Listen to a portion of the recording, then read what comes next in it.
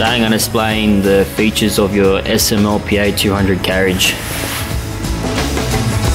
When you open the door to feed the film, the emergency stop is now activated, which means nothing in here will move.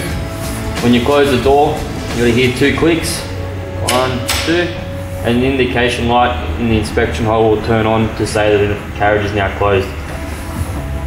At the front we have our dancer roller, which varies the speed at which the film comes out of the carriage.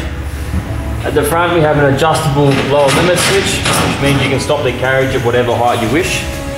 We also have a roping bar, which is also adjustable at the front, which means you can rope as much of the pallet as you wish. We have a photo eye at the front that detects the top of the pallet, which allows you to control the amount of overwrap applied. At the front here we have our film clamp controls. We just press the button to open the film clamps, and then we press it again to close them once the film is inserted. We have emergency stop at the front. Press it in, which means the machine is now stopped, and then you twist it to deactivate.